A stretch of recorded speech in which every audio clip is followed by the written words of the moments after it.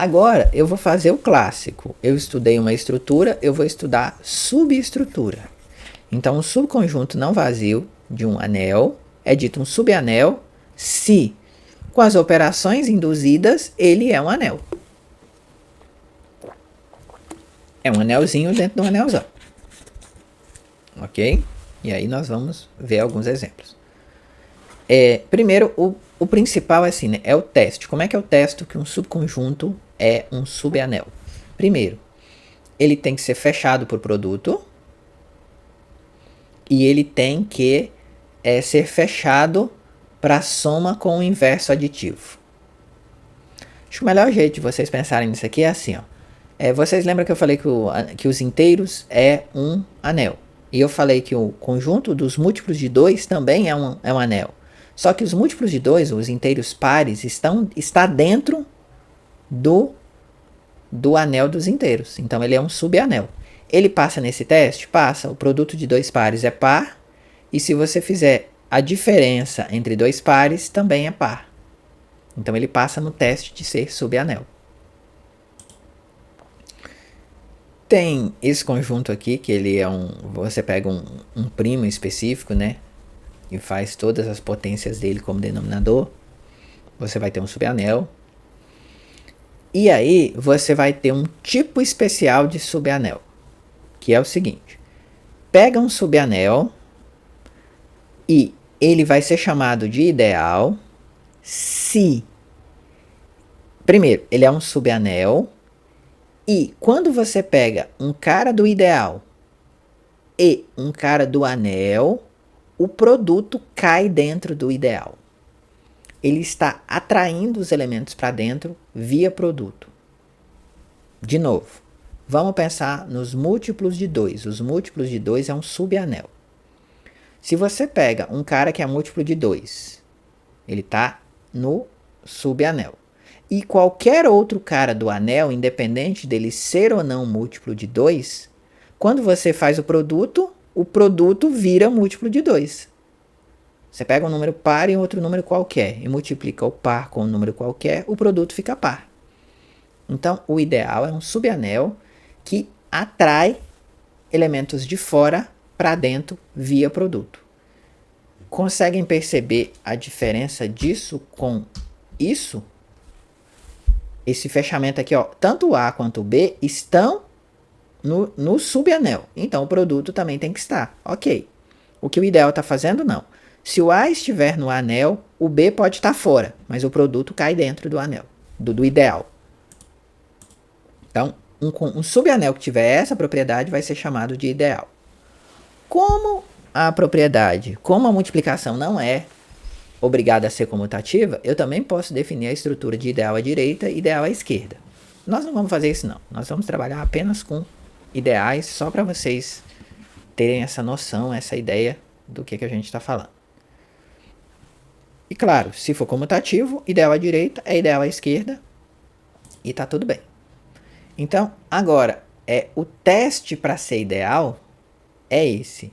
A diferença cai no ideal e o produto de um cara do ideal com alguém de fora cai no ideal. Então, fiquem com esse exemplo dos pares.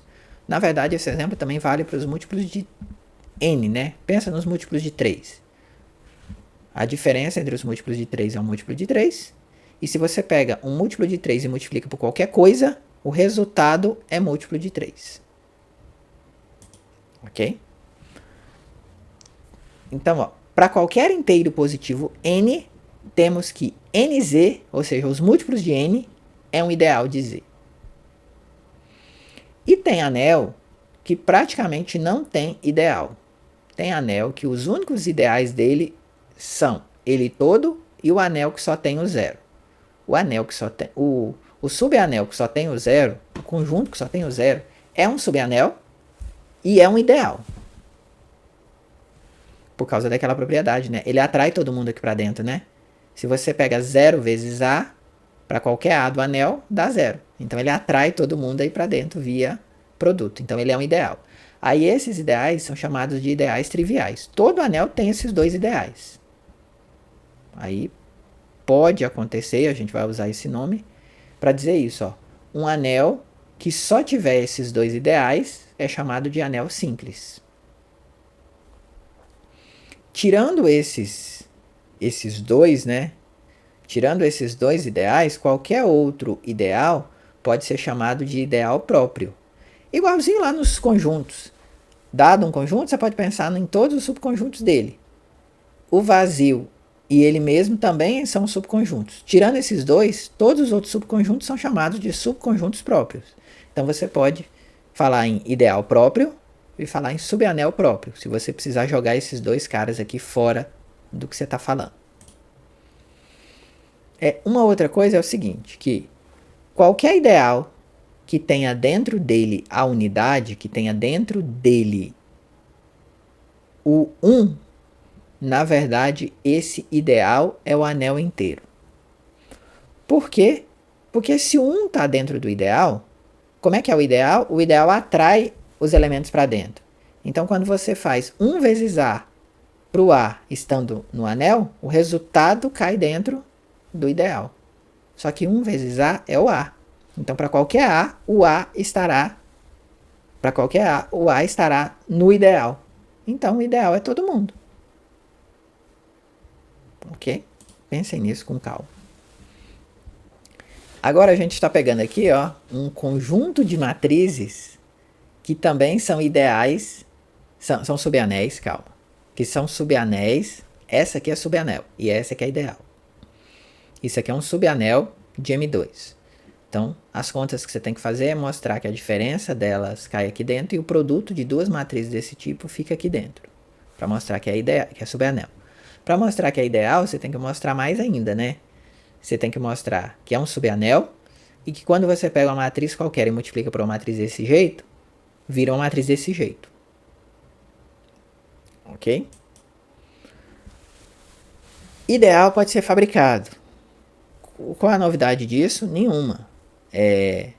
A gente não tinha subgrupos gerados? Então a gente tem ideais gerados.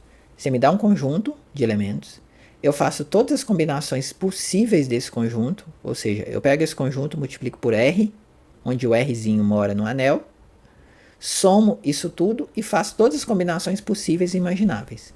Esse conjunto é um ideal gerado por esses elementos. Se vocês quiserem uma ideia, se eu pegar esse conjunto unitário, esse conjunto X, igual ao conjunto unitário 2, eu posso pensar no ideal gerado pelo 2. Eu estou pensando no anel dos inteiros. Se eu fizer isso, o ideal que eu vou gerar é o ideal múltiplo de 2.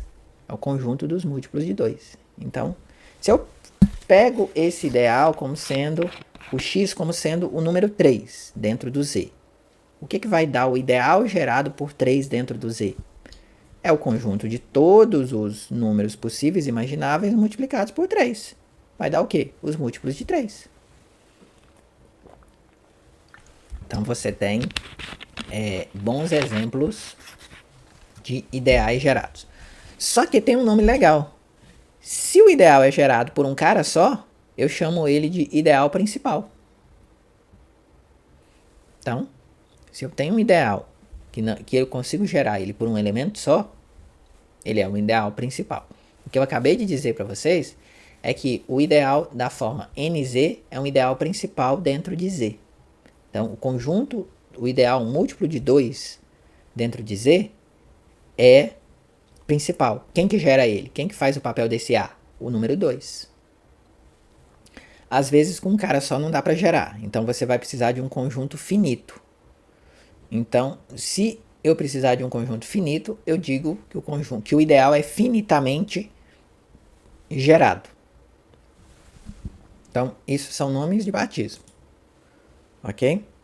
E aí, tanto para o Z quanto para o Zn, quanto para o Zm, o conjunto dos inteiros módulo M, todos os subanéis são ideais e todo ideal é principal. No K, apenas para Z. Então, Z é um anel no qual todo o ideal dele é principal, é gerado por um cara só. O Zn também. É um cara no qual todo ideal é principal.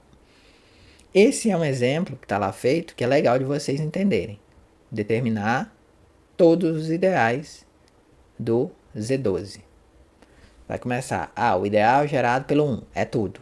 O ideal gerado pelo 2. Bom, vai ser o 2, o 4, o 6, o 8 e o 10. Opa, tem o 0 também. Aí, o ideal gerado pelo 3. Você vai fazendo essas contas aí dentro. Quando chegar no ideal gerado pelo 4, você vai ver que já começa a aparecer com o outro ideal. Que você já fez. Então, você vai vendo todos os ideais que tem aqui dentro. O que está faltando? Quando eu tenho um grupo, quando eu tenho um conjunto com uma operação, para ele ser grupo eu peço associatividade, existência de neutro e existência de inverso. Em momento algum eu falei de inverso para os elementos da multiplicação, né? A multiplicação entrou agora. Em momento algum eu falei de inverso.